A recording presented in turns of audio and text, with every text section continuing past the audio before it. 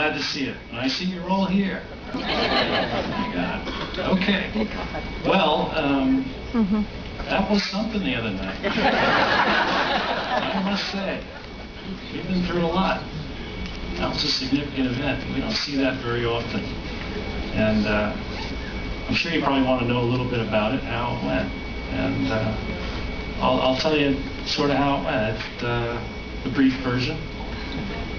We were out at sea. The wind came up. And then it rained. And that's about it. Well, the wind did come up. And when it did, it started to shift. And that was the time when we had to really turn the ship. And so it went sort of like this. It was blowing. We had typical conditions, 30, 35 knot winds. That's not very significant. That's common. And then it started to climb and continued to climb. And it was at that point that we took it over to hand steering. It took the con, and the wind kept increasing and increasing on the beam. So at that point, it was no longer a concern about the itinerary or that particular direction we were going in. Then it became, let's keep the ship safe. And that means turning the ship. Typically, in those conditions, you turn it up to the wind.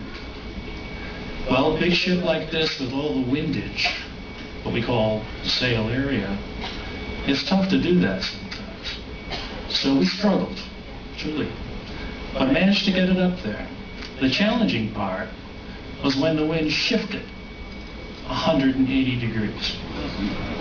So we had 80, 90, 100 plus, and then it shifted in a second or two and blew from the other side. Turn the ship, struggle, get it there, shifts to the other side. So we struggled with that for what seemed like a long time.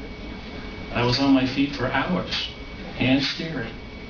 Not me steering, but quartermaster by the con, giving orders. And that's how it goes in those conditions. And, you know, it reminded me of my fishing days up in the Bering Sea. It was quite similar, I have to say. So we saw a lot of rain, very unusual amount of rain. And oddly enough, all the water we took on board was rainwater. All that water, so it was really coming down. Anyway, once we got her pointed, we were actually at that point heading north.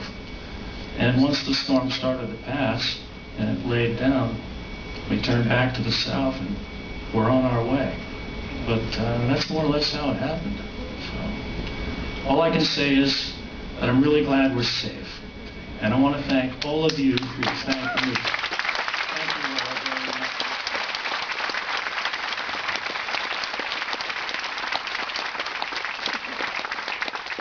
It really means a lot to me.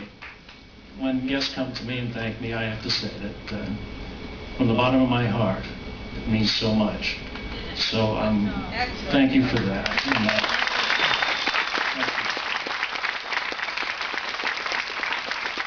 You've all been through a lot, and I appreciate that very much. And I thank you for that, really. And I thank the crew for doing all that they did and all that they're doing. Thank you for being here. So there you go. So you're probably wondering how I became captain. Well, it goes way back. My great-great-great-great-great-granddad. And there's a story we tell about him around the dinner table. You want to hear it? Yeah. Okay. You asked for it. One day, he was in the South Pacific, sailing his tall sailing ship, minding his own business, enjoying the view on the poop deck, steering it himself. When running up the deck came his first officer, all out of breath. "Captain, there's a warship on the horizon, headed straight for us." So Captain Great Granddad calmly said, get the men ready for battle. Go to my stateroom and get my red shirt.